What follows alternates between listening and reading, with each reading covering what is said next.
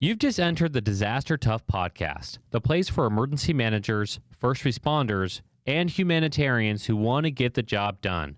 Stories, lessons, and tips are provided by field experts. I'm your host, John Scardina, owner of Doberman Emergency Management and former federal emergency response official who's responded to some of the most extreme disasters. Disaster Tough is our mantra.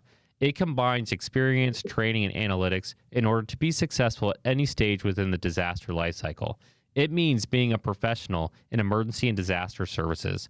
Doberman Emergency Management lives by this. If your organization needs to fill a gap, please contact us. We can help. Contact info is in the show notes. We also support other products and organizations that will increase your ability. For example, if you fight wildfires, hurricanes, a pandemic, any disaster in the field, at a hospital, or command center, listen up. You're missing out if you do not use L3 Harris for your radio comms. They are secure, portable, mobile, and scalable, which is great news for us in the field. A truly disaster-tough radio system. Check out the XL family of radios by clicking on the show notes or simply go to l3harris.com. When you think of situational awareness, you need to think of Futurity IT. They are disaster tough because they saw a gap and figured out how to close it by creating the Orion and Athena applications. Situational awareness is all about speed, coordination, and accuracy of information. Futurity IT's Orion app collects and provides preliminary damage assessments and integrates all incident action plan documents with WebEOC. The Athena app allows for planning, contact tracing, and customizable group coordination in every single phase of the disaster lifecycle. The best part? Futurity IT made both applications extremely intuitive. It's so easy to use. Click on the show notes today to schedule a free demo. Welcome back to the show, everybody. It's your host, John Scardina. Man, this is a big time moment for our show. We have Craig Fugate on here. Everybody should know who he is. He led FEMA for several years. He's worked with all different kinds of political parties at the local, state, and federal level, which is really huge right now if you really think about that. He's had like really big moments where he's been able to impact the direction of the field. So it's really a big deal for us to have him on here. Craig, welcome to the show. Thanks for having me. All right, so let's just jump in real quick. Several years ago, I was at Georgetown, and you came and did a Q&A with us, and you said something that really took the direction of my career of like what I wanted to focus on. And so I just kind of want to start off with that and say, like, or rather ask, you had this moment where you talked about so what? And priorities within emergency management. And it, like I said, it really impacted me. And so I kind of want to use that as the theme for today's show of like, what's the priority? Why are we talking about this? What's the need for emergency management of all these different topics we're going to go through? And so can you just talk to us about where you came up with so what and how you use that in FEMA? I didn't come up with it. Something I heard, I was listening to some intelligence officials at a conference where they were briefing on all this information coming in, and how do you know what's noise and how do you know that's useful? And one of the guys just very pragmatically says, I use the so what test. If what the information is telling me doesn't change what I'm doing, then it's not important. If it's something that now is actionable and it will change what I'm doing, it passes my so what test. And the so what wasn't so much to be like shorthand for insulting, like so what, it was, so what will I do differently with this information? And I kind of use that in EOCs and other places where you see all of this data collection. And it seems we spend a lot of time doing what I call process of, we have to do assessments. We have to get all this information. And my question is, so what? What information will actually cause you to change what you're doing? Because those are the key points of when you recognize what you're doing or that the response is not what you want it to be, and you need to do something different. And so I always look at, when people are saying, they put the maps up on the screens, they do all of the, what I call the EOC theater. I always love the satellites up on the big screens during hurricanes. And I ask, I said, so how many people in this room are satellite interpreters? It's theater. And I get all that, but I always come back to, so what will I do differently? And if I'm not going to do anything differently, then that information it goes into sit rep, but it's not what I need. What I need to know is, what do I need to be doing differently? If I don't need to be doing anything differently, that's also a good data point. But always look for the Yeah, so. that's a good point. So I was working in planning and operations in DC in different federal agencies, and I started to apply data and the use of data for decision making out there. And I was recruited to FEMA for the national IMAX, and I was really blown away by, I want to say, the lack of, well, maybe that's the right word, the lack of understanding of like what data, the purpose of data. It's not for the nice to knows. Like we get requests all the time from people like, that won't make you change your decision or make you validate a decision. You're not going to go to Congress with say like, yeah, we did the right thing because we collected this information. At the same time, there on our end, we would have all these priorities of data collection, just like that. It's just a huge waste of time. And so like my big pitch to people is data should be used to make a decision or to validate a decision. And maybe that came from talking to you, or maybe just because like the way my brain processes information. And that for me was like, that's why, like, that's the so what. Like, Yep. you want to be able to do decision making. So really good call out there. And so like for all of our listeners, like, yeah, like priority is like number one. Like, what is your priority? And so like I have to ask, because you brought up kind of damage assessments a little bit. Do you think the way that we do damage assessment, collect, like especially the preliminary damage assessments to get like a presidentially declared disaster, do you think that process is outdated, or do you think we should shift that at all? It's useless. Okay. I mean, I remember early at FEMA, we had a flood in Georgia, the Atlanta metro area north, and they were out there going to send teams out and do assessments. Say, well, we can't go out because it's still underwater. And I'm looking at the Atlanta Constitution Journal, and there's like pictures of mobile home parks that have water up to the roofs, which I'm like, okay, those are all destroyed. And just based upon the imagery that I saw from photojournalists, I'm like, yeah, this is declarable. I don't see. And it was this disconnect between, well, we have to have a hard count. And I'm like, I have a hard count. I just looked at it. Send me the recommendation. The state already put in the request, but the region was still doing assessments. And I'm like, it's there. Let's go. And I think this is, it isn't that people at FEMA or people in this business are inherently just not competent. It's sometimes what's the motivator. And the motivator at FEMA was fear of making a mistake. Yes. There had been so much pushback after Katrina about potentially declaring things until you had numbers. And it was this absolute thing where we had to physically go out and count them because we don't want to be wrong. And the fear of being wrong, I think, drove data collection to the point of absurdity. And I'm like, guys, emergency management is like horseshoes, hand grenades, and thermonuclear devices. You just got to be close. Precision isn't really all it's cracked up to be. And the more time we collect information, the less we're changing the outcome. And that's what I kept trying to drive to people was, look, that number doesn't mean anything unless we move towards doing something. If we're still collecting information to know if we need to do something, we're losing time. And the reason I always emphasize this, time to me is the most precious commodity in a disaster. You never get it back. And unfortunately, we ask people in government who on a day-to-day basis are giving extraordinary amount of time to make decisions. And the joke in DC is there's no decision that cannot be improved by another meeting. And you take that environment and you flip it over and says, okay, now deal with a disaster where you're not going to have good information. You're not going to have it fast enough. And the longer you wait for good information to make better decisions, the worse the outcome gets because you're slow. So the maxim I always had was, if you think it's bad, respond like it's bad and adjust downward. Don't adjust up. And I do, I basically use shorthand. I said, it's basically beer and pizza math. How many people live in the area of impact? That's my number. Yeah. Is that something that's likely to overwhelm the state? Yes. Then let's start moving. Well, we don't know it's that bad. By the time you know it's that bad, it's too late. If it's not bad, we can always shut it down. But I don't get time back. Well, this was for FEMA. This was a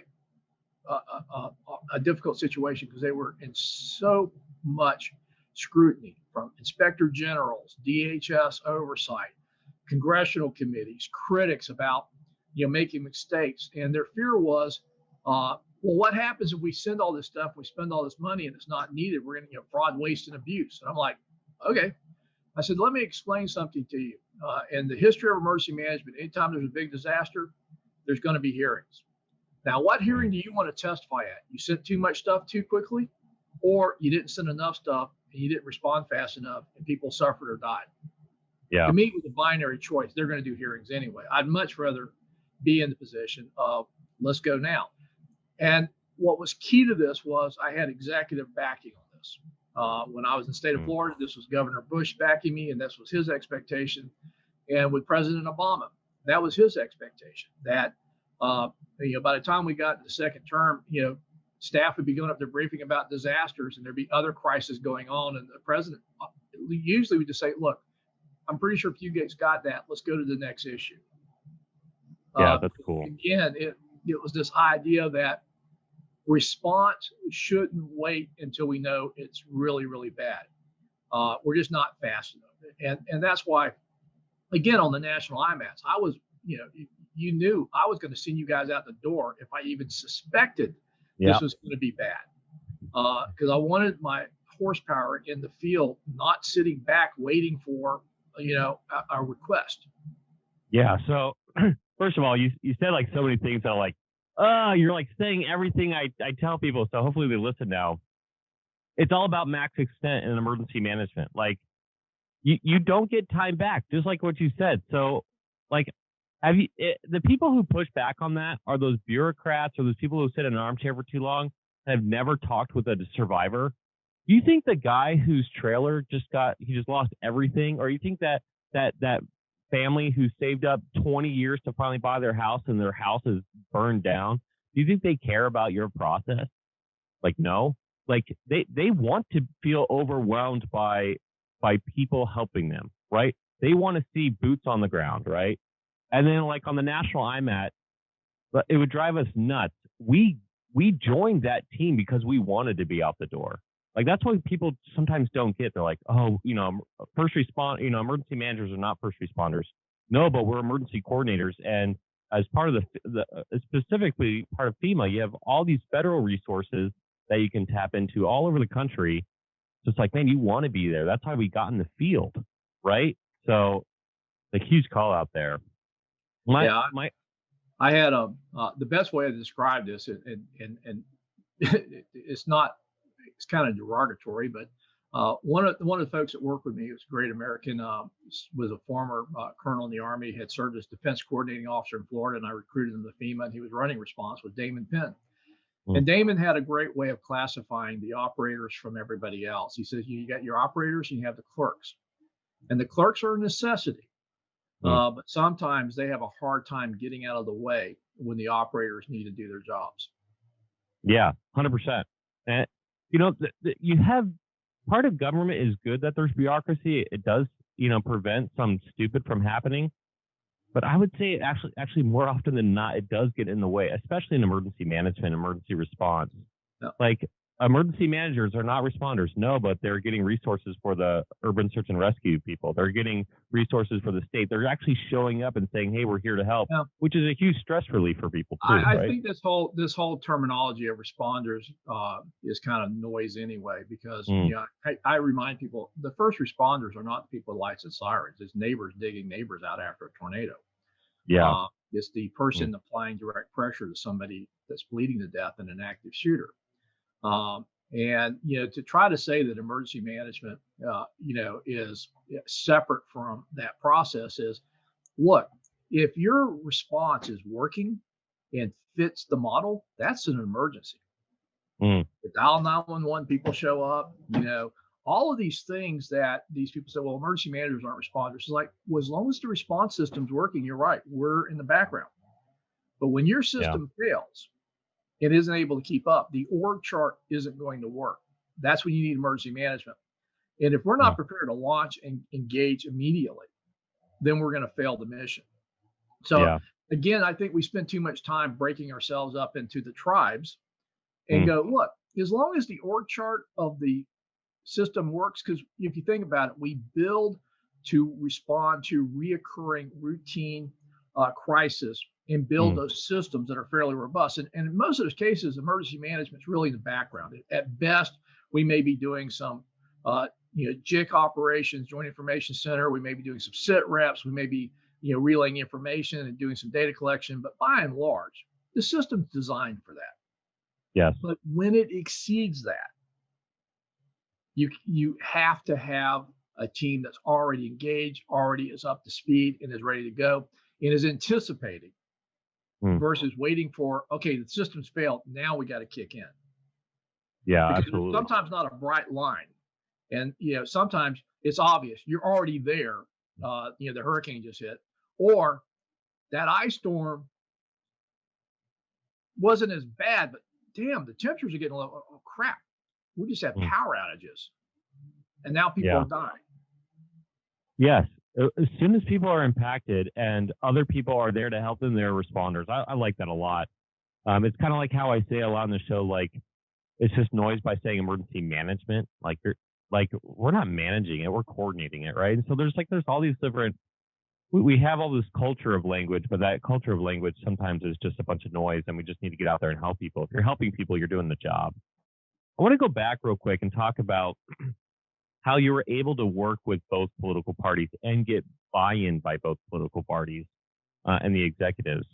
Can you just walk through, so especially for those guys who are listening right now, guys or girls who are listening out in the field, and they're either in a different political party, which I don't really care about, or more importantly, they're trying to get buy-in from their executives, state, federal, whatever. What would you say to them? What would be your advice?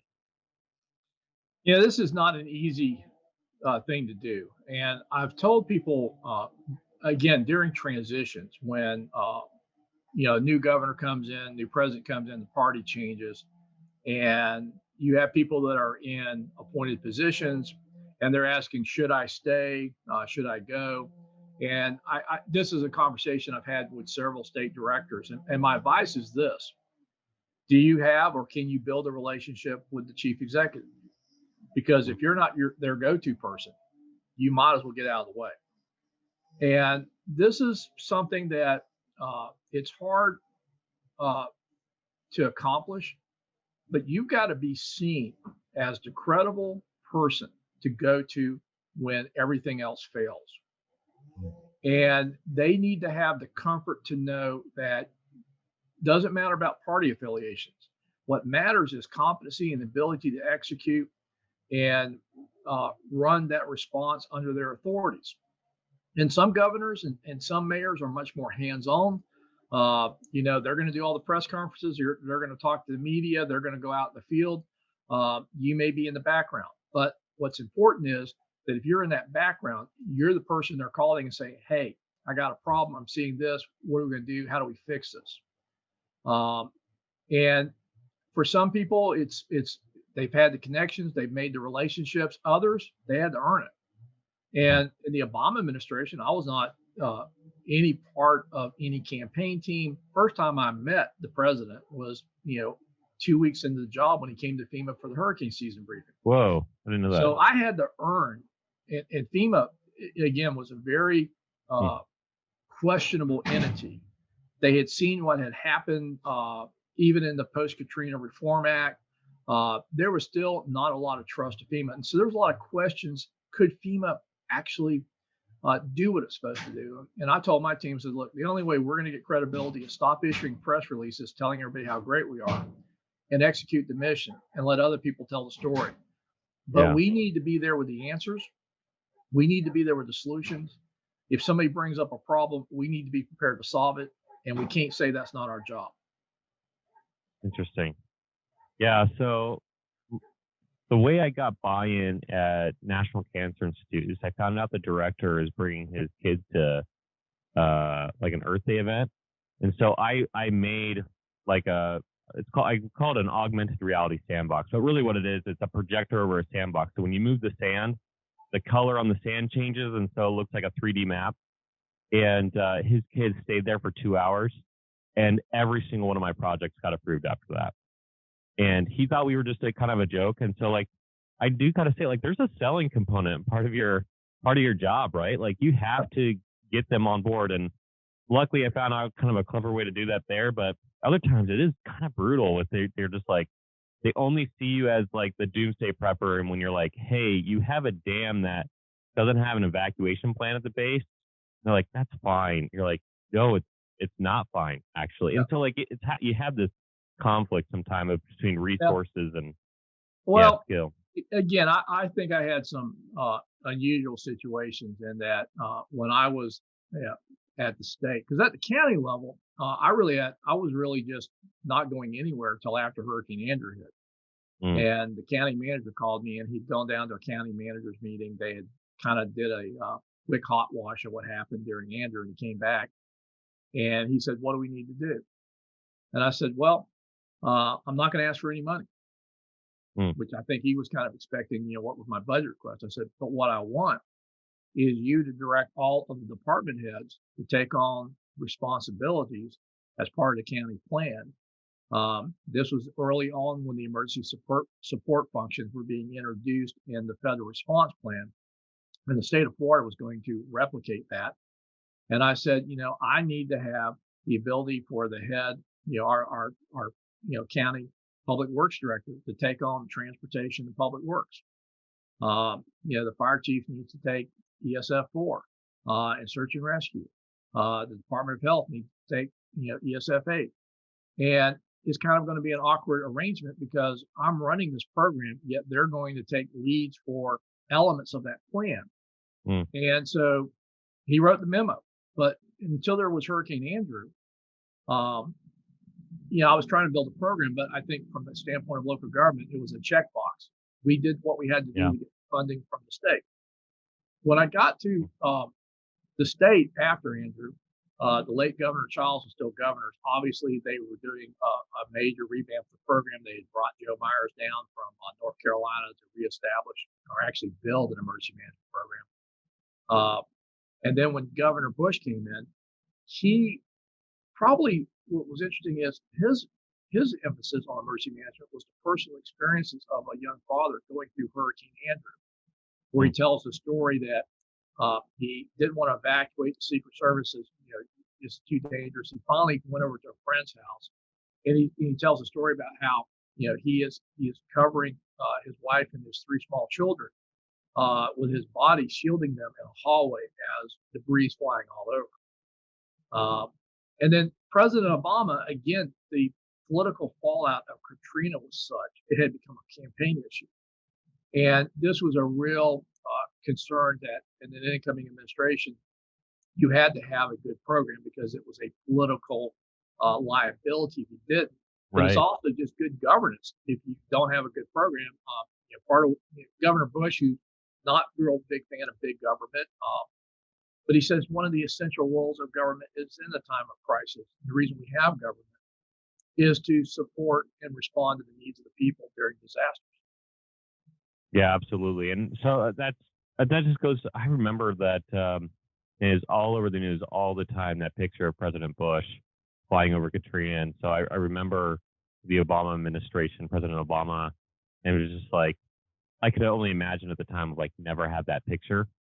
And so it's like, oh man, like intention aside, like it's all politics for these guys. I mean, they are politicians, right? And so it's like my thought process is you were able to go in there and just like the way I think about it is when Craig Fugate, yourself, walked in there, there was a major shift in emergency management because one, it seemed like the president gave you the resources needed to be able to do the job. And two, is like the first time really in like a large scale where it seemed like the politicians got out of the way and let the emergency managers run with it. Now that was the perception. I don't know what the reality was, but like it's been, if you look at from when you got essentially hired and so on, it's always been people with an emergency management background, and it will continue to be like that because it's like, oh hey, like we actually know how to do the job. People who've been, proven. Administrator Chriswell. I don't know how far she's into the process, but I mean, look at her background. She's on the national IMAT, which is a huge win for me, by the way. But it's just calling it out. So I want to switch gears here real quick with you, if we can. and cover some of these questions that we got. I'm going to start off with maybe some of the more of the serious ones, but there's actually some fun ones in there too. But if I can make like a quad chart of where all the questions fell, 90% of the questions were all about, it seems like emergency management is changing.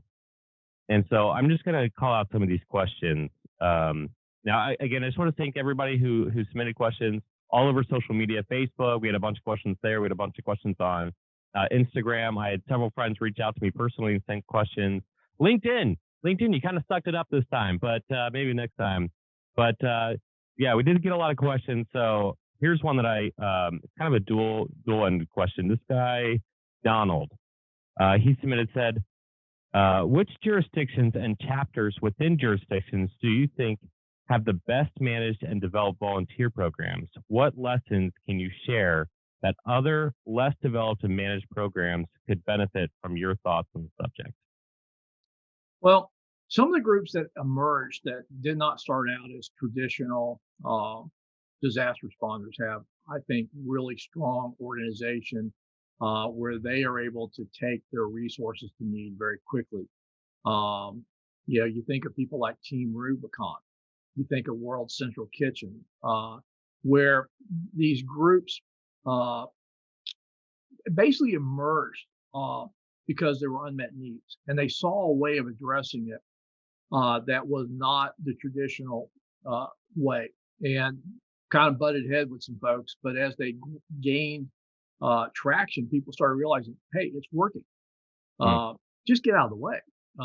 Figure out how to collaborate, cooperate, and coexist. But they may not be doing what traditional organizations have done, but they are executing a mission, and they can get people on the ground quickly. But they also, I think, can't do everything. And so that was something I found that in talking with the volunteer organizations, and in Florida, we learned a lot of lessons from Hurricane Andrew. And I think by the time we were going through the 04 hurricanes, we had a very strong relationship because we looked at our volunteer organizations as part of the team and held them accountable. And the thing I found is they would often, just because of the nature of fundraising stuff, find themselves almost as competitors.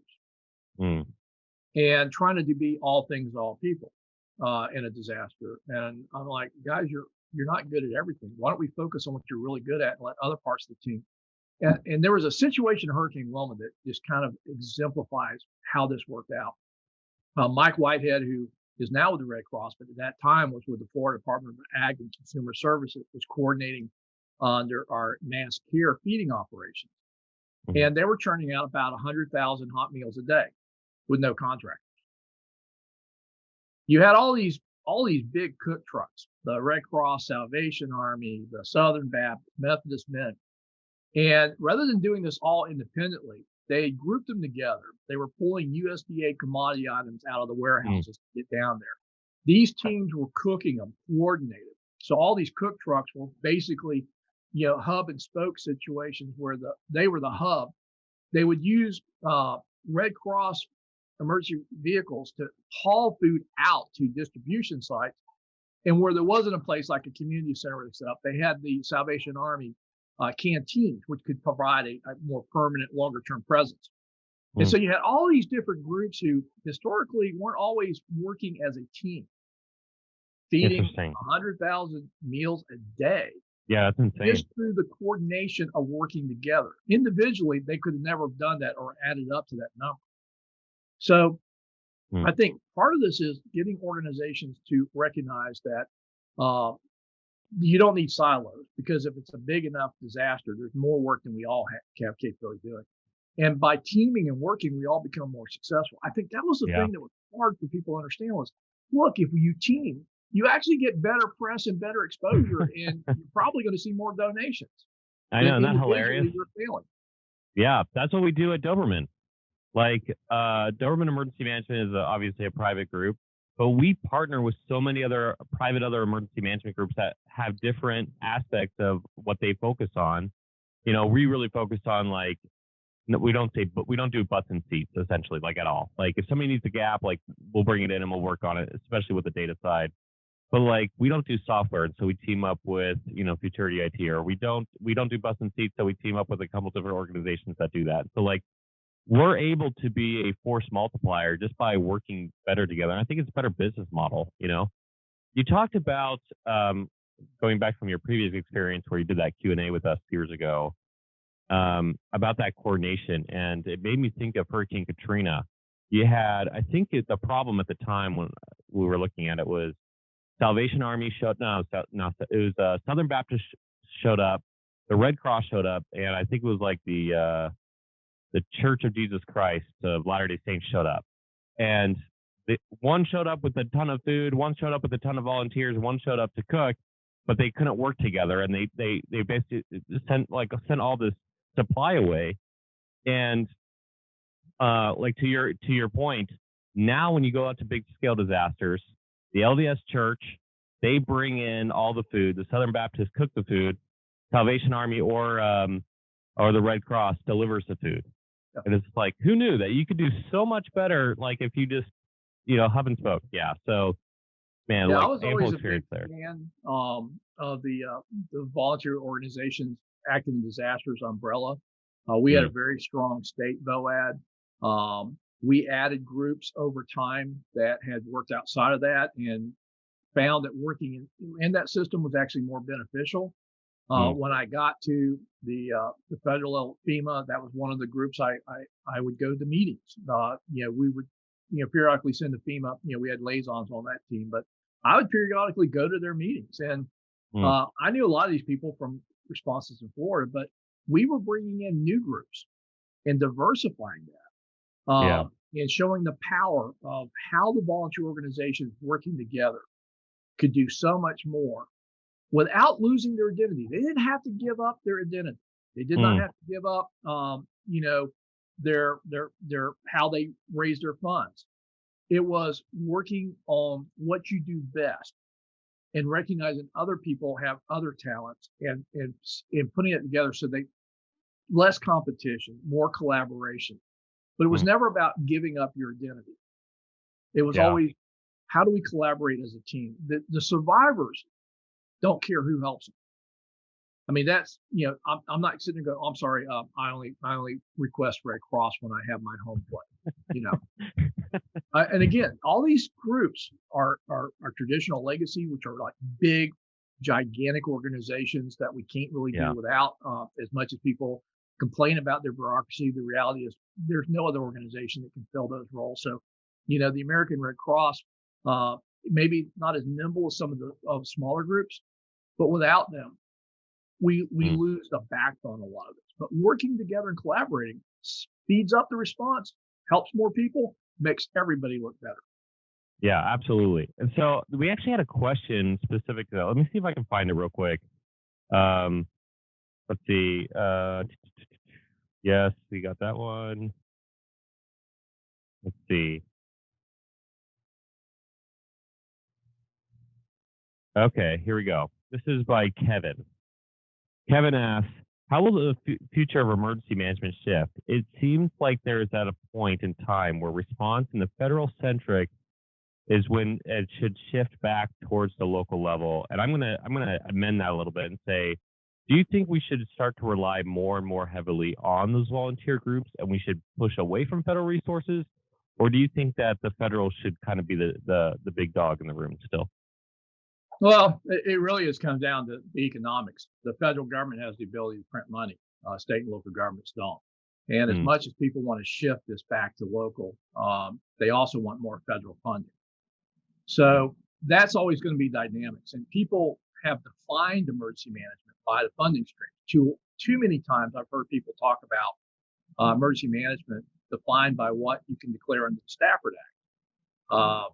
And yet we ended up as major role players in pandemics, which that was our plan at FEMA anyway, as we dealt with H1N1, Ebola, SARS, and planning for future pandemics. But too many people, both inside and outside the profession, define themselves around the Stafford Act. So to me, the bigger the disaster, the more you need everybody at the local level doing everything they can and maximizing all of their capabilities, including the public and the private sector. That was part of the reason we said whole of community at FEMA, because people got tired of me, laying out all these groups: government, the NGOs, the private sector, and the public.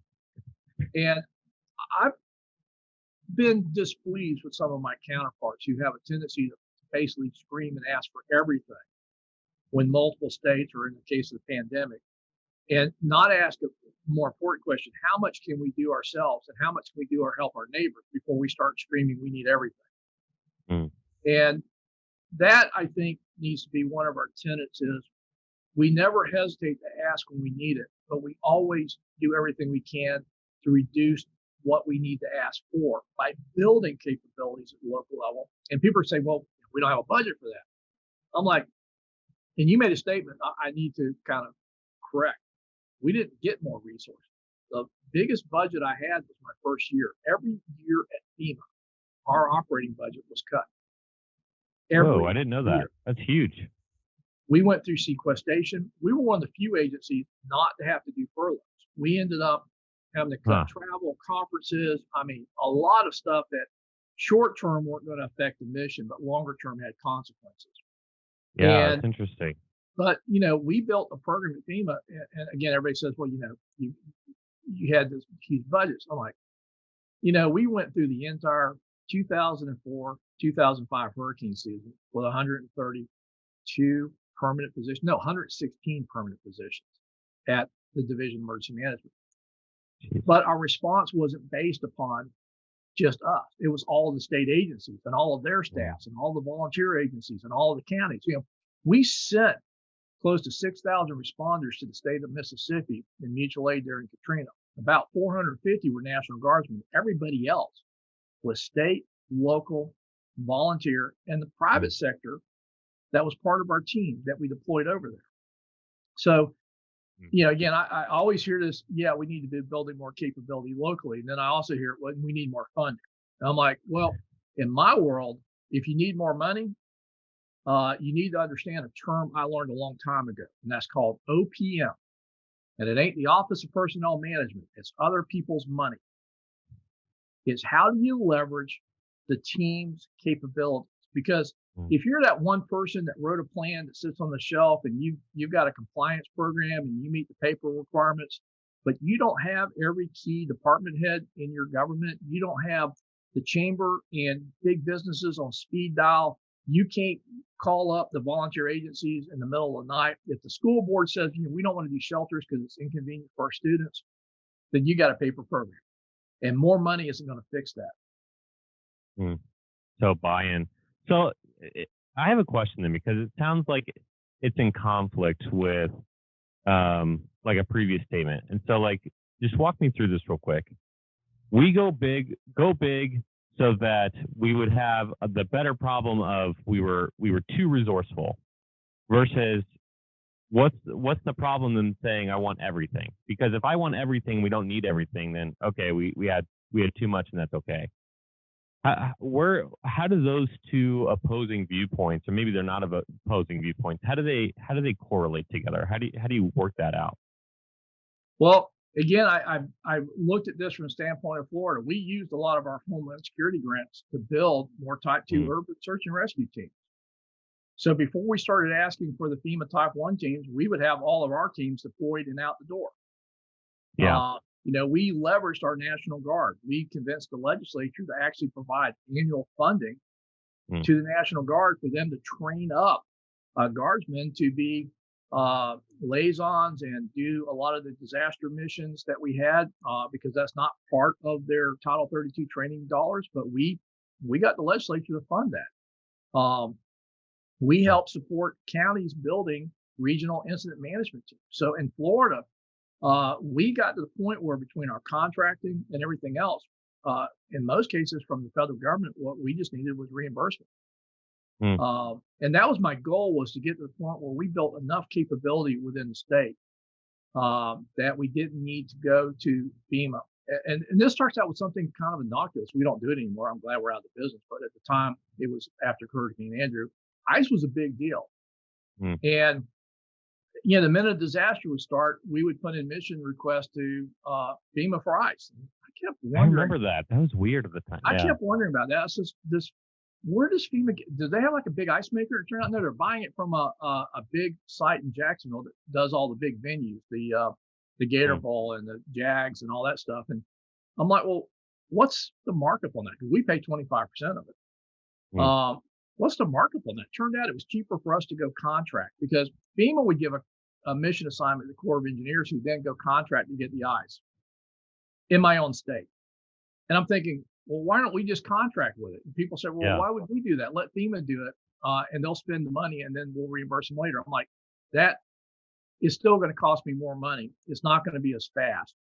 And Yeah. if I can develop more capabilities within my jurisdiction, then it lowers the threshold that I have to go to the federal government when I need to go big. But if I need to go big and I need things from the federal government, and this goes back to, we didn't go big on every single disaster. It was if we saw a situation that it was possible that we were going to get these requests, we needed to start moving. And we needed to start moving against the scale of the event. And so, as you know, FEMA does a lot of disasters that the actual disaster is after the event, after response, and it's really about recovery. Yes. What I was trying to get people to focus on was that we had built and institutionalized that process so much that when you had the event like the tornadoes that hit in Alabama in 2011, the anniversary just came up, and you're getting fragmented reports of just tremendous damage, and the state's in the middle of assessing it, trying to get what's going. And I'm talking and I'm asking, what are we doing? We're waiting on assessments. I'm like, let's go. We know it's going to be bad. The Joplin tornado, we had no request from the state. I'm like, yeah, we're going to get them. Let's go. And they're going, well, what do you send? They don't have requested anything. I'm like, guys, how many people live in Joplin, Missouri? About 80,000. We just had an F5 go through the middle of it. Yes. What kind of things would you normally need? Send it. Well, we don't know if they're going to need it. I'm like, we don't get time back. So this idea of go big, go fast is, and this is a judgment call, but you've been in this business as long as I have, you get a sense of this sounds like they've got it. Yeah, this makes sense. They got it. We're going to be writing checks. That's it.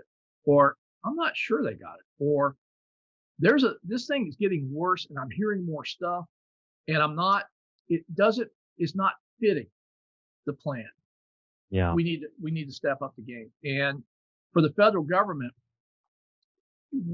Katrina caused a lot of things, but one of the big changes was rewriting the disaster declaration process that FEMA clearly had authority to deploy prior to a governor's request. It was, for many people, they had that authority prior to that, but it was clear Congress enunciated and said, if there is evidence of, or you suspect a disaster has occurred, the president has authorized FEMA to begin spending money, deploying a national IMAC, which is not cheap.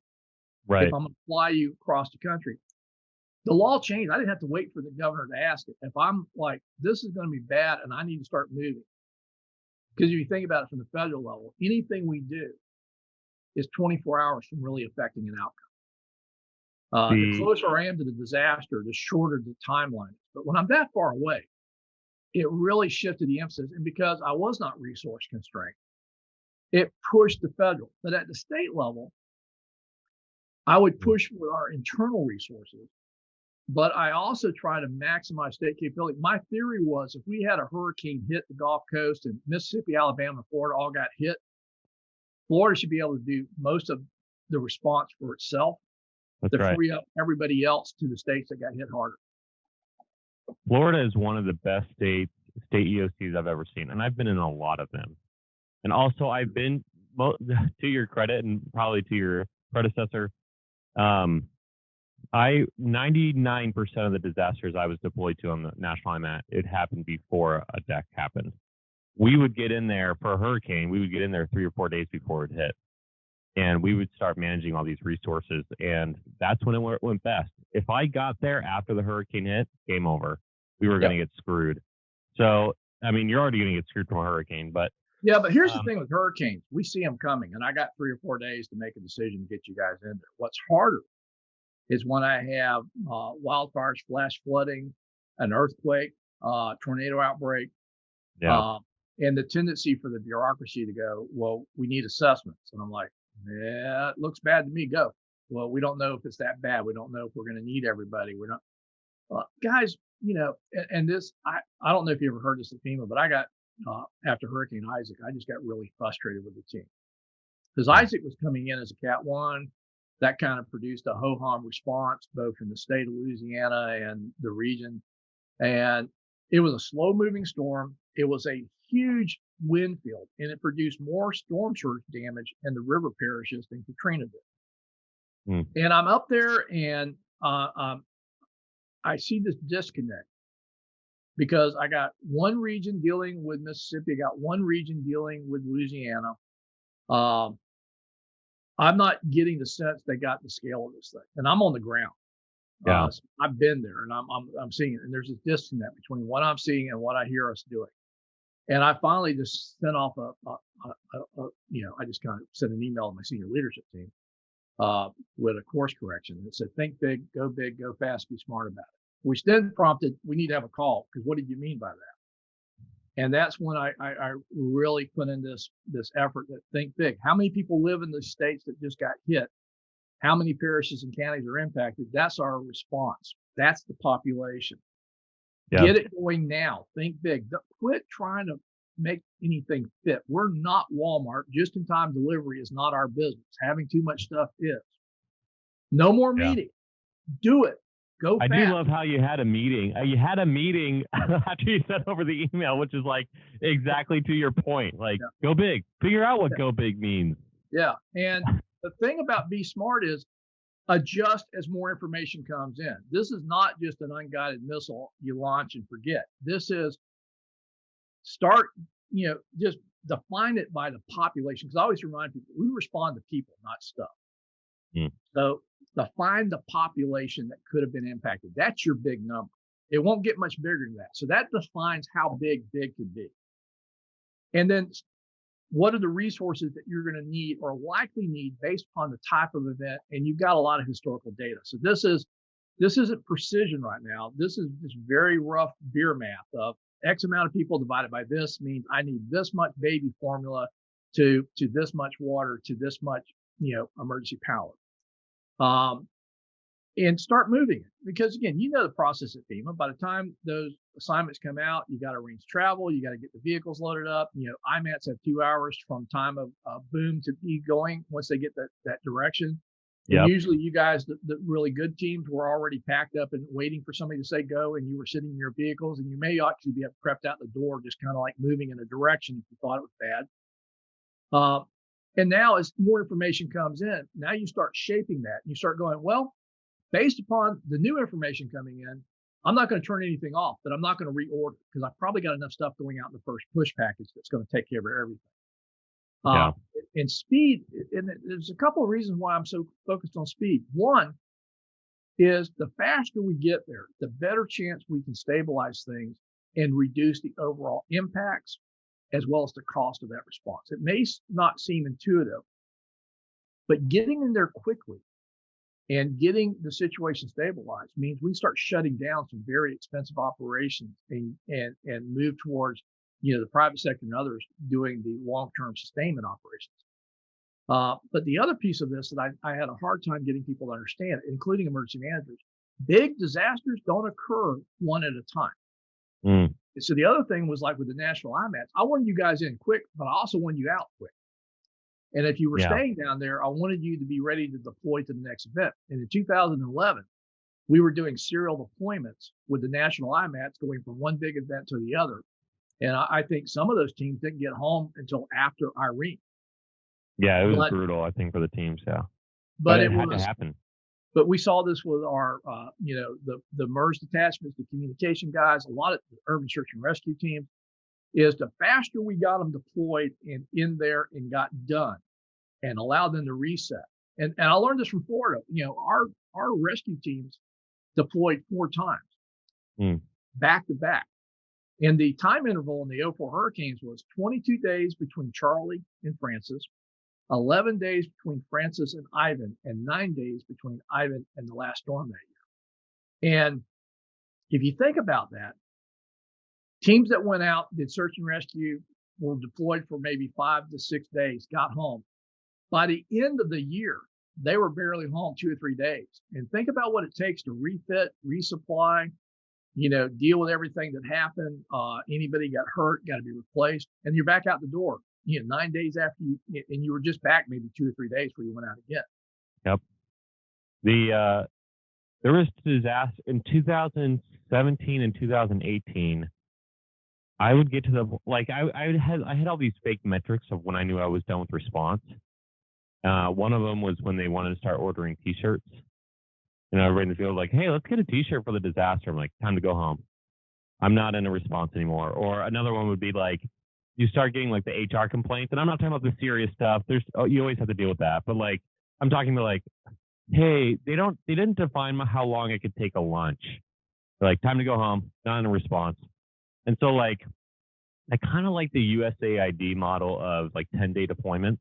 Now, I don't think that's a hard and fast rule. I think you can kind of play with that. But like, if you're not doing life saving, if you're doing life sustaining, you're not in response, you're in recovery. And that's kind of how I look at it. I think other people might look at it differently, but.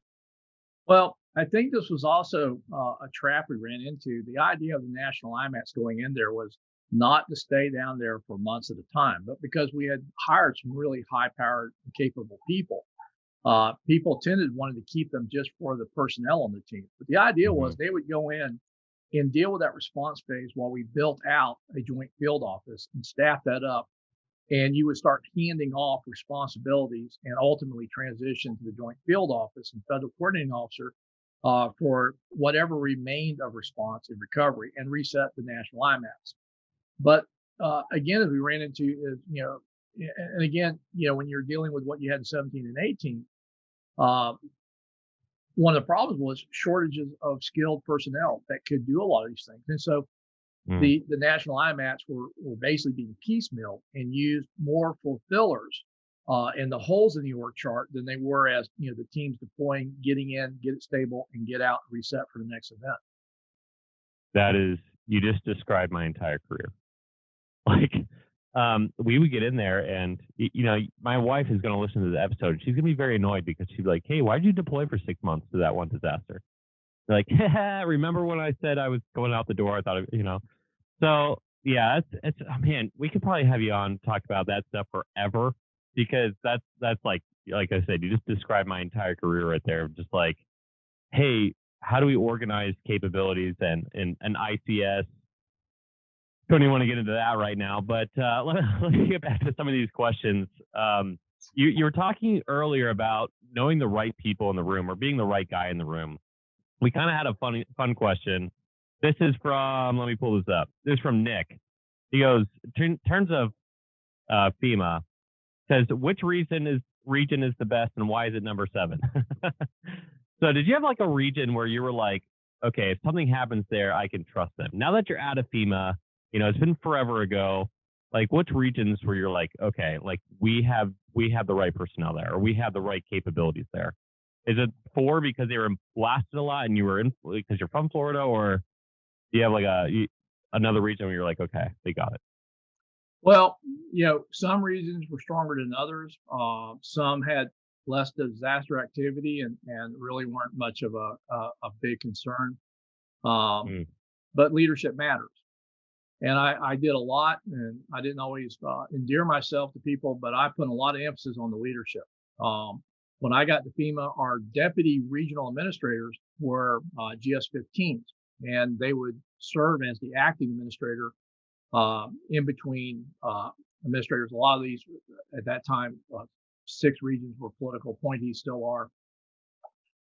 And almost every other program at FEMA is ran by a senior executive service, the highest rank you can have in the federal government outside of political appointees. And so we worked on, and Joe Nimick, who's the deputy, was, he's the one that got it done, but he got the positions from Homeland Security, and we upgraded all those positions to SESs. And we had regions that were not good. I don't think it was so much the personnel. It was, I think, the lack of consistent leadership. So we had some good turnarounds. And, there are some regions that when I was at FEMA, I didn't worry about. In other regions, I found I had to engage more. Um, Interesting. and it wasn't always the regions you thought. So I won't go into the numbers because there are still people there and I respect them. Yeah. But I will tell you, some of our regional administrators are heavy hitters. One of them is serving right now as the acting administrator. The other one is serving as the deputy administrator. Um, and our deputies had much better depth once we got the SES's upgrade. So they have the same, heft that an administrator has in the regions in dealing with the FEMA program. So just like states, some were good, some were weak, some needed coaching. And that's what I found in a lot of cases. The joke in our business is your first big disaster is your first big disaster. It wasn't they were not good people. They just hadn't been through it before. And sometimes just a little bit of coaching. And then by the next time disaster happened, they're turning out to be one of the national leaders because they've got that experience. They've been through it. They know what to do and they're executing. You just named, so speaking of Todd DeVoe from earlier, you just named like my number one reason why I don't trust CEM. And he's a fan of CEM and he's giving me a really good pitch of why CEM is important to certified emergency manager. But at the end of the day, like I want people, I trust people who are seasoned and I trust people who've been trained by the people that I trust, if that makes any sense. So like there's these two thought processes and we don't really have time to get into it today because I do want to get to the last couple questions here. But like there's like the FEMA is the IRS of disasters. We're there to write a check. I did not get into emergency management to write checks. I got in there to help people and to coordinate. And so like there's these two trains of thought. And what I find is once you've been out there a few times, you realize like, oh, the money goes here and that's why it's important. So we got to manage all these resources versus like checking the boxes. Okay, I did my classes from FEMA, my free classes. And so I think I can take this test and I've been to one exercise. And it's like, but something's better than nothing. So that's why CEM is good. Yeah, Todd's gonna like that I said that. My approach to that is I always tell people if you ever have an opportunity to deploy to help out your neighbors in a disaster, go. It's the best training you ever have. I tell governors and I tell mayors, I said, if you ever are asked, send your folks. It is invaluable for you. It isn't just you helping your neighbors. And this was probably the best thing I got back from Sandy. I opened the doors up and sent people out that had never deployed and were never given a chance to deploy. And you're absolutely right. We had people in our grant shop that had never been out on a disaster, went out and saw what all that grant funding was doing. And they came back and they go, oh, we got to do this, we got to do that. And it was just so many different places in FEMA that programs that were running things that were directly impacting our states and locals in the field who came back with a different perspective of, oh, now I understand. And I won't say it made everything perfect, but I think there's a big disconnect between knowing emergency management and knowing the whys. And the whys aren't as easy until you've been out there and you've seen why we do what we do versus this is what we do. Yes. This is why, oh man. So I get a lot of flack actually. I love the people at FEMA. I know they push really hard and I have a lot of respect for people. Obviously I worked at FEMA, but I do get a lot of flack at FEMA because I'm actually one of those guys who's like, headquarters, like you're not the best. These regions, the regions who deploy all the time, the people who go out there, I trust them. I'll trust them in the field. And so, like I said, people at headquarters are like, how dare you say that? But like, there was this one girl, Caitlin, and she admits this. She said she was actually on our show, Caitlin Vonstein. She went out to, she did one of those things, right? Because of what you're suggesting, I think that's kind of standard down to send people out to at least one deployment. Sean Rooney, the same thing from DHS. I'm going to go check the box. I'm going to go out there. And we got out there, and I hate the way we do preliminary damage assessments. As a GIS guy, I can tell you more in 10 minutes than you can do with a 500 crew in the field for 30 days, right? So I went out there, she got out there, and she was like, hey, what are we doing? Preliminary damage assessment. She's like, great. I'm like, yeah, I just got a drone. I'm the first drone operator in FEMA, and we're going to go fly drones to get damage assessments. It's the only way to allow them to get GIS to do it. And I found more homes with a 2-person crew than they did with a 33-person PDA team, and I did a third amount of time at almost no cost. So it's just crazy. And after that, she came on the show. She's like, I get it now. Like, Yeah. we need to move much faster. So, like, I mean, again, headquarters, when I got there, they would send people out. I said, anybody here about? Oh yeah, I go out. And it turned out they're what I call disaster tourists. They fly Yeah. down to a joint field office. They make the JFO stop everything to brief them. They drink coffee and they fly back to Washington. And I'm Yep. thinking, so a couple of times I found my disaster tourist showing up in a disaster site. I'm like, great, you just got assigned to community relations, or you're working, you know, at a disaster recovery center, or you're Yeah. going out and you just joined the plan staff. What? And I'm like, and there's, I didn't pack. I'm like, you got a credit card? There's a Walmart. Yep. Get it done. So, yeah, get it done. And again, what I found was interesting was people are afraid, I think, sometimes to be deployed because it's not their element. And others never could get anybody to let them go. That was the other part was interesting. They wouldn't let them go. They were too valuable. I'm like, and again, I would get out on some of these disasters, and I told my regional administrators this. I said, look, if I'm coming down there, it's not because things are going well, and if I'm there and you're not, it's not a good day. That's a great point. I wish that was, I shouldn't say like that. I think I'm just going to leave it there. I think that's a great point. And yes, I did know some people at headquarters, like, I've never been deployed. I keep trying to get asked. And that you changed one thing though. You changed, I think it was you. You said every single person in FEMA is deployable, is an emergency manager, and you kind of changed the game there because, again, you're getting away from the noise of all the tribes, and you're saying anybody can go. You have a day job and you have a disaster job, right? Yep. Turned out that wasn't as easy. I just made that announcement, and it turned out, well, it's in our. If you notice our job postings, all state, 24 hours a day, 7 days, you can be deployed, everything else. Yeah. It was not written into people's position descriptions. And if it's not in the position description, it's not enforceable.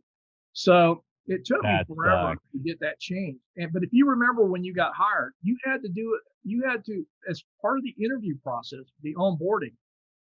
And this was like a go, no go. You had to sign a statement that you acknowledged that you were deployable and on call for 24 hours. And that wasn't just for the National IMAX. That was for every employee coming in. And the goal here was, when you got like 3 back-to-back hurricanes, you would be able to surge your workforce and essentially implement your continuity of operation plan. What are the essential functions we got to keep running? And that frees everybody else up to deploy. But you can't deploy people unless they've had training and they had assignments. And that's why, before I was leaving FEMA, I was like, who all doesn't have an assignment? You're going into community relations, you're going in here. So my goal was FEMA isn't for everybody. I try to be upfront with people, but if you are here, these are the requirements. And people say, well, you can't make everybody deploy. I was like, well, actually I can, but this is more important. You got 3 categories. You're either deploying to the field, you're working in one of the ops centers, whether it's the NRCC or one of the regional RCC, or you're backfilling a position to free up a body to go downrange. But everybody has a role here. And there's a reason there's an emergency in the word FEMA. It's not the federal management agency. But that was a culture shock for some and a relief for others to be given that opportunity. Okay. Again, I got to get you back on here because I have a huge problem with the name IMAT, the Incident Management Assistance Team. I'm like, am I assisting the? I don't know. I have all these problems with all the names we use: manager versus coordinator, all this stuff. So we got to talk about that some other time. But yeah, I didn't think about that. All the people who'd push back because it's like it's not my job description. Talk about a lift, but you got it done. I mean that is standard now. When I did onboarding, I worked with there was people in HR, there was people working in EMI, there's people, all these different people. Every single person heard that in the room of you could be deployed and part of the job. So way to get that done. Okay, I'm going to go over the last couple questions here. This is from Michael. What does he see as the state and local impact of future disaster declarations if FEMA disaster declaration criteria change and implemented? That's kind of a huge question. Could you take maybe one piece of that of like how the it means states are going to have to start budgeting for disasters. This has been again a push that states need to take more ownership of their reoccurring disasters. Because think about it, If somebody's always bailing you out, why are you going to change where and how you build? If the states are totally, in my state, Florida is a perfect example, as long as they're totally held not accountable for developing in high risk coastal communities and not budgeting for those responses and depending upon taxpayers in Montana to pay for that, the risk keeps growing. And we set the price of risk so low, there's no reason for state and local governments to change behavior. And in an acceleration of weather-related disasters due to the impacts of climate that has already changed, we've got to get to a better point where the federal government isn't the first payee. We need to shift more of this burden to the private sector, to insurance. And if insurance can't afford to insure it, maybe we should ask why we're building there. But we need local and state governments to take more ownership of these reoccurring disasters, which I would refer to as just checkbook disasters. It would always be coming to the federal government. And the thing that people forget is, FEMA only pays for uninsured losses. So response costs, debris, I get that. But think about all the government buildings, all of the nonprofit buildings, and now they've added religious facilities. The only time you, the taxpayer, pays is because somebody didn't have insurance. And that was the thing. I was like, well, why aren't you having insurance?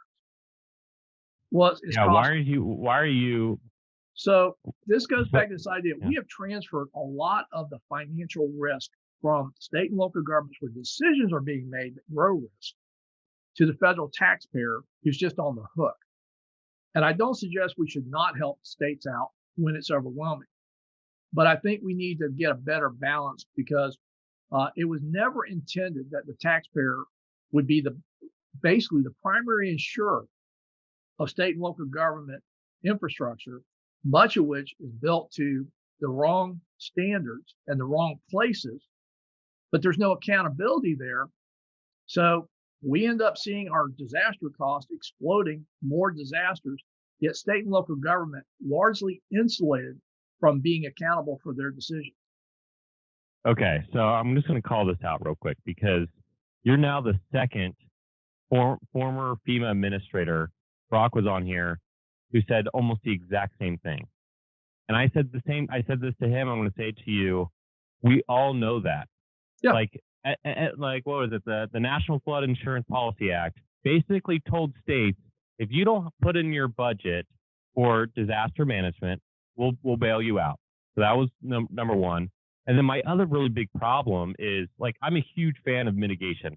Like, I don't want to have a disaster. I'd rather mitigate the disaster. But kind of the standard practice, whether in FEMA or across the board, is build back to what it was. And so in my mind, that's just as vulnerable, especially with weather events. They happen again.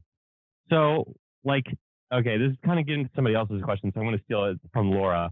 The future of emergency management, like, how is that what you would change? Would you change the mitigation process, or would you change the way the law looks for, like, incentivizing states to actually take care of it themselves, or what? Well, I was attempting through rule changes because I knew going back to Congress they wouldn't touch this, was to implement a disaster deductible and have states take more ownership for the first part of a disaster. Because the way it works right now, once you hit the magic number, we always go back to the first dollar. No insurance policy works that way. So I'm saying, why don't we do this like an insurance policy where your deductible is whatever your threshold is to get declared. And anything above that, we're going to come in and do the 75-25. But everything below that is yours.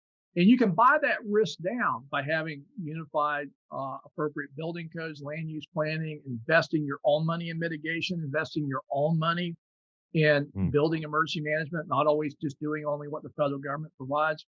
And then on the flood insurance, I've been working on that outside of FEMA with Pew Trust and others. And one of my questions is, why are we still writing flood insurance policies for new construction in coastal high hazard zones? And again, we need the flood insurance program. We got too many homes built in flood zones that without that insurance, we would cause huge impacts to families and businesses. But for new construction, why don't we take a different approach and go, look, if you want to build there, we're not saying no. We're just saying you're not going to get national flood insurance. Now, if you can get the private sector to insure it, go build it. If they won't insure it, why is the taxpayer underwriting that risk? Yeah, you said, I mean, it's the same. This is kind of the same thought process you said when write your social security number on your arm. If you want to stay, I mean, that's on you. If you want to build in a high risk area, that should be on you. And I kind of like that thought process of returning this is people actually, this has, support in Congress. There are now bills that are in process that literally talk about stopping providing flood insurance in the future for new construction while we figure out how to maintain the program and price the risk so that we're not subsidizing. And this is a real tragedy of the flood insurance program. Everybody's worried about risk 2.0, that the flood insurance rates are going to go up. They never talk about the flood insurance rates that are going to go down. And here's a reality. More minorities in St. Louis pay more for flood insurance than people that live in predominantly white communities and coast areas that are having pay less than what it costs. And they're using those poorer communities to subsidize the higher risk communities. And this is not my opinion. These are from General Accounting Office. This is from reviews by inspector generals. The documents are out there. But the flood insurance program, the interior parts of the country are subsidizing coastal residents. And in a lot of these communities, it tends to be the lower income, more vulnerable communities that pay more for flood insurance to subsidize the more affluent communities on the coast. That is, talk about mic drop moment, because like most of the disasters that we deal with, it's other people taking care of other people's problems that they should have mitigated. Again, like that process of just waste, fraud, and abuse. Talk about waste, fraud, and abuse. I'm going to switch it over to a kind of a lighter topic here. It's the last of two topics if you still have time. I'm trying to respect your time, but it's kind of fun talking to you, to be honest. So as soon as I announced that you're coming on the show, I had about, I don't know, I just had a ton of people reach out to me who I've known in the field who started all asking questions about Waffle House. A lot of them were jokes, to be honest. But gosh, this is a good one. You'll like this one. So here we go. Kevin, he said, "Is toilet paper the new Waffle House?" Actually, we should probably preface it by explaining what the Waffle House Index. But he goes, "Is toilet paper the new Waffle House? Should the toilet paper index replace the Waffle House Index? It seems like the Waffle House Index is outdated. What is the new measure?" So can you talk to us? We actually love the Waffle House Index. Talk about one of those data points. Talk to us about why you would talk about Waffle House. Well, the Waffle House originally started out just as an observation. This goes all the way back to Hurricane Charlie. And this is kind of a long-winded answer, but it's an insight into how you look at data points to get a quick assessment. We went downrange. I was down on the ground in Charlie the day after, and I stayed down there for several weeks. I always believe that the leadership should be closest to the disaster with competent staff in the back making things happen. So I had competent staff, so I was down in the field. Well, the days were long, like you know, and we would get up, and we had to literally stay an hour south just to find a place that had power. But getting up at 4 a.m. in the morning, rolling out the door at 5, you're looking for a meal because whatever you got for breakfast may be the only meal you get all day. It's definitely going to probably be the only hot meal. So we get on the interstate and we couldn't go north. We had to go south before we found anything open. First thing we found open was a Waffle House. Go in. Instead of the bright plastic laminated menus, they brought us a piece of paper. And the waitress said, "That's all we got. We lost all power, and this is the fresh stuff we just brought in." But it was hot. Got coffee, ate breakfast, and went about our day. Next morning, we get up, and we didn't have to go south because the Waffle House where we were at was open. And as power was coming back up, they were getting open. And it was the only thing open. Went in there, same deal. So we were seeing Waffle Houses opening before anything else did. But there was something else we were doing. We had Charlie hit Southwest Florida, Ponta Gorda, Charlotte County, and like a knife, or probably the best way to describe it's a 10-mile wide tornado. Because if you've ever done an overflight over a hurricane, there is no real definitive path. Hurricane Charlie, we flew that all the way to Orlando, and you could see the path. It was about 10 miles wide. It was like a big tornado.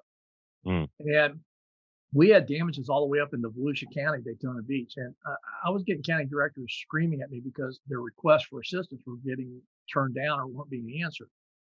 And I realized they didn't have visibility. I'm down in Charlotte, DeSoto, and Henry counties, which are clobbered. They're flat. I mean, we've got it. We're barely hanging on. And I got counties who on any other disaster would have gotten everything they asked for, but they just weren't the priority. And so we started doing a simple color code: red, yellow, and green. Red, your EOC is fully activated. Yellow, partial. Green, you're closed. Search and rescue, red, we haven't done it. Yellow, we're in the middle. Green, we got it all clear. Schools, we did all this stuff. And my team that I was with actually popped in a slide, and it was the Waffle House. And it was red if it was closed. It was yellow if it was open with a limited menu, and it was green if it was open at a full menu. Okay, that would have been the end of it, except we got another hurricane. And I was really pushing this idea that we're not waiting for assessments. We're moving as soon as the winds drop down to it's safe to go on the road. I'm not waiting for clear skies, and I'm not waiting until somebody says it's bad. I just got hit by another hurricane. Let's roll. Well, the question is, when you're rolling in, you'll start seeing damage well away from the center of impact. How do you know where to stop? And since Waffle Houses are up and down the interstate system in Florida, it became this shorthand. If you get there at the interchange and the Waffle House is still open and got a full menu, keep going. You may have trees down, you may have billboards down. It ain't bad yet. If you get there and they're open but have a limited menu, that's probably a big mask here. We've lost power, we've lost infrastructure, and you've been on these things. You know that's going to be your big demand for, the points of distribution, the commodities. But you ain't there yet. Keep going. When you get to the places where the Waffle House is shut down because of the disaster, that's where it's bad. That's where you start engaging your search and rescue, debris clearance, and other teams to get into those areas, because that's where most likely we've got the gravity of impact. And that's how it started. But it's one way of looking at infrastructure and getting a quick read. If the Waffle House is green and open, they got power, they got water, and their refrigeration and freezer are working fine. Their employees can get to work, and their customers can get there. So even if there's damages, that tells me a lot about the community just looking at one business.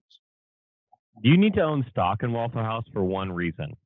We all know that at FEMA. And so it was like the standard thing for us to go eat at Waffle House because we're we got to support the Waffle House Index. So that's awesome. But the thing about Waffle House, one, they're a privately owned company. I have no financial relationship with them. I know you do. I just think it's awesome. They send me Christmas presents from time to time. But the thing that is kind of also different is Waffle House is one of the few companies I ever went to that very simply their CEO and their president says our mission is to get open. I mean, think about how many businesses. I mean, that's a very definable mission outcome. Get open. They don't have to add qualifiers safely and everything. That's inherently built in. And I asked them why. Why the drive to get open? In many cases, at a financial loss. And in some cases, before the customers would even be there. And they said, we owe it to our employees. They call them associates. This is their job. Without us, they're not getting paid. And we owe it to our customers. And their joke is, we got people that eat so regularly at Waffle House, if we're closed, they'll starve. But if you've ever been to that Waffle House and when you've been deployed, have you ever listened to the other people there? That it's one of the most interesting conversations you'll hear is people talking about what's going on in that disaster. And for a lot of people, just going into someplace like an open restaurant, in this case, a Waffle House, and being able to sit there and almost like a little, cocoon from the disaster and now start processing is actually an important part of healing and dealing with the stress of a disaster. So, to me, it was an observation. And then I kind of met up with the company folks and I've talked to them about their whole philosophy. And I mean, they take their CEO and leadership team out the door to mop floors and work the grill if they have to get a restaurant. I mean, they focus on it. And that's why the Waffle Index is more than just a joke. It's how the private sector, if they can get up and get running, that's one less point of distribution we have to be concerned about. And this really taught me the lesson of we shouldn't compete with the private sector. We should work with the private sector, just like we did with the volunteer agencies. If they can get open and do stuff, then I don't need to be there doing that. I need to be where they're not, or where they're not getting open, or where we have disruptions. That's awesome. You have so many moments on here where you're talking about being a change agent and collaborating and working with different groups instead of what happens, like you said earlier, with that whole tribe concept. We actually did, I'm legitimate. We did use the Waffle House Index as part of our opening strategy. Now, to hear the kind of the background of why, the so what. That's really, really cool. I always looked at it as like, okay, if they're open, then they're starting to move into a better direction. So I guess from like my nominal understanding, still had it. In terms of the pandemic, they are actually looking at toilet paper and making sure like it never happens again. That whole issue. We did have somebody actually going back to the Waffle House. Mike said, "How many Waffle Houses did you have to go to before you made that observation?" I thought that was kind of fun. You kind of explained it, so It was about, it was, I'd seen this before. I mean, it's just one of the things in Florida. If you respond to enough hurricanes, you just, if anything's open, it's a Waffle House. But in Charlie, we actually was watching the process in real time. And yeah. we were having to come up with some way of dealing with, we had close to 20 counties that were impacted to some degree by Charlie, 9 of which had the path go right through them. And we needed a way to both internally and externally show people stuff. And the cool thing about that red, yellow, and green, even Governor Bush began using it. Because if I had a school district that was red, he wanted to know why it was still red and what we were doing to get the yellow, because ultimately he wanted to get the green. And it was one of the few visuals in the EOC that actually meant something, because if people saw red up there, they knew that was the focus. And the goal was to get everything to green. It was funny how in 2017 they switched over to lifelines, and that was kind of the I would say it was like this new idea of using the color coded system for these lifelines, community lifelines, and it goes back to what Dr. Stephen Johnson. I keep on referencing people on the show. Funny enough, he's like, intelligence only goes back a couple of years, because if you go beyond that, people have actually tried it before and it's worked. And so like it just shows like why that's so important. I mean, tell me how much power is out in a community is irrelevant. What percentage of power out is what's key. And being able to track that. And again, looking at, if you've ever, you have, and you may actually produce them, but most sit reps are so much junk in there, they're not useful. But quick color code, if the power grid is red, I know it's bad. And I know all the things that are coming out. If it's yellow, I know we're getting power, but we're not back. If it's green, we may still have outages, but it's no longer driving the response. And those are really quick indicators when you're looking at a variety of infrastructure and data points, where reading through numbers and then trying to go, okay, what's this the population, and doing all this stuff. Like, I just look at it and it's very quick. And I found for executive decision makers, that's a better way to present this information than to giving them, basically 17-page sit rep. Yeah, well, you have the other problem too, and on the West Coast, the popular thing is this trifold. I hate templates sometimes, but get into that another time. But yeah, it's like need to know information, need to know what, validate or change the decision. So the last so what I want to talk about today is what you're doing now with One Concern. Can you tell us about the so what of One Concern, what it does, and or what you're doing? Yeah. I mean, how many times have you been out where people said, I never knew it could be this bad? Every time. And I'm like, why not? Yeah. Well, it's never happened. I'm like, well, why can't we model it? Now, the first time I really tried this was with the Cascadia subduction zone. I had asked the plans folks, what's the worst natural hazard we face? And after a while, they came up with that. I said, okay, let's run that as our exercise. And we use that in the National Exercise Program. And then everybody started pushing back against it, that, it's not realistic, couldn't happen. I went, well, USGS is who we asked.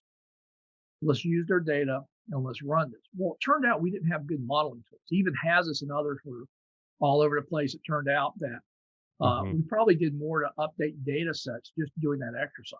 But it was a huge lift. It was like a year process just building the exercise scenarios to be as realistic as possible based upon the actual data that the USGS had. And it was almost like a once in a lifetime exercise. It's very hard to replicate. And I'm like, that's the challenge. And so when I got approached by One Concern, and they started talking about, AI and a lot of other stuff, and artificial intelligence gets beat around, but it's really machine learning. And it's this idea that we have a lot of data. We have more data now than we ever did. And if you can build pattern recognition tools to look at all that data, you can start seeing things that you may not see until you have the disaster. And you can see that ahead of time. And so, various types of tools of when we were facing Harvey, and now they're talking feet of rain. Well, we know the areas in Houston are going to flood. They flood all the time. What we don't know is what else is going to flood. Right. And why do we have to wait till the flooding occurred to see that? Why couldn't we have modeled that? Well, it's complex. It's hard. I'm like, I got that. But these guys were using things like kind of this nexus between machine learning and cloud computing, where you just basically, it costs a lot of money, but you can just basically dial up processors in the cloud. And essentially supercomputers pale in comparison to, distributed computing power. Mm-hmm. And it's this idea of asking the question, how bad could it be? And then looking for the connections and interdependencies that you would not normally see. It's like earthquake. A lot of times I look at a hospital, and it turns out a lot of the hospital newer ones are built very well for earthquakes and would basically get through it and be functional. But who looks at the water system? Who looks at the roads? Who looks at the service area that may be now cut off from that hospital? And those are the kind of things that I was really intrigued by. So what we have been working on at One Concern is, how do you model the complexity of these disasters based upon how bad situations can be, and start seeing at what point certain critical infrastructures and others start failing, and the dynamics tied back to people. Because I always remind people, human beings are what we respond to, not stuff. So I want to know the impacts to people. Yes, infrastructure impacts will affect people, but it turns out that if you're not looking at the people themselves, you may focus in on the wrong things, or you may miss things. And so looking at everything from demographic data to built infrastructure data to the science of how various hazards occur, looking at high resolution digital elevation map for flooding, that really is a lot of data points. And doing this to scale fast, so we can ask these questions in real time. And I think originally they were thinking this was going to be a great response tool. I said, well, it would be, but more importantly, it would be a great mitigation tool, because this was my first question with my light bulb, and said, I want to help. Can you change the underlying data sets? I go, oh yeah. I'm like, holy crap, you realize what you can do now? You run your base and you go, this is how bad it can be. Now I can go in there and start changing the environment and going, if I did this or did that, now what changes? Like something like changing your building codes and then rerunning the scenario and seeing what the change of the outcome is a powerful tool. So to me, it's more powerful in identifying risk, identifying what mitigation strategies would work, but understanding what could happen. So we're not waiting till it happens to go, I never knew it could be that bad. Because hopefully if we could do this in a way that is now in a way to inform local decision makers, perhaps we can start influencing the reluctance to adopt stronger building codes, or redirect where and how we're building in high risk areas. And this isn't about not building, but it's about building in ways that build resilient communities, not just future disasters. Well, you just said the last question that we always ask everybody. We always ask everybody, what's the next step in emergency management? That is the next step. I come from a GIS background who gets pushed back a lot because everybody wants to do their standard maps. And I'm saying you should be using artificial intelligence. You should be using every tool you have to say, I know what's going to happen and I can evaluate risk so you don't have disaster. So like that's like the reason why we have the name Disaster Tough, because the idea of like resiliency is actually bouncing back, right? What you're talking about is you don't have to have a disaster if you fix building codes. We basically mitigated, if you look at Japan, we mitigated earthquakes. Base isolation, we figured out how to mitigate earthquakes. They had a tsunami issue. That was 2011, right? It wasn't an earthquake issue, it was a tsunami issue. So what you're talking about is the evolution of true emergency management and mitigation of impacting your environment so you can deal with the likely scenarios of your environment. I mean, that's insane. And that's what like everybody should be taking away. Every single person who does data management on this should be now looking at your company. Every single person who wants to mitigate disasters the right way, they should be looking at One Concern. That's like everything I needed to know about that. Craig, thank you so much for coming back on the show, for pushing the field towards emergency managers getting deployed, for understanding like the just like working within locals, using your local experience, that Waffle House Index, for example, all these different things. Like you've really drove the field, and you're still driving it through One Concern, obviously. So again, thank you so much for coming on the show and sharing your advice with us. Thanks for having me. All right, everybody. Craig Fugate, the man, the myth, the legend, was on our show today. If you like this episode, you should, because he gave a lot of really great advice about the so what of emergency management. You got to give us that 5-star rating. We always ask, got to give us that 5-star rating. Subscribe. You can learn more about Craig Fugate on our main page for Disaster Tough, the Disaster Tough podcast on Instagram. We also post on Facebook and LinkedIn. We'll do a link to One Concern. We'll put that in the show notes. So if you're an emergency manager in the field and you're looking to mitigate, you're trying to do the next steps, more than happy to add in their business information there, so you can contact their company. Again, follow us. We do this every week. We bring on experts. We brought in one of the best, obviously, today, and we'll see you back next week. Thanks.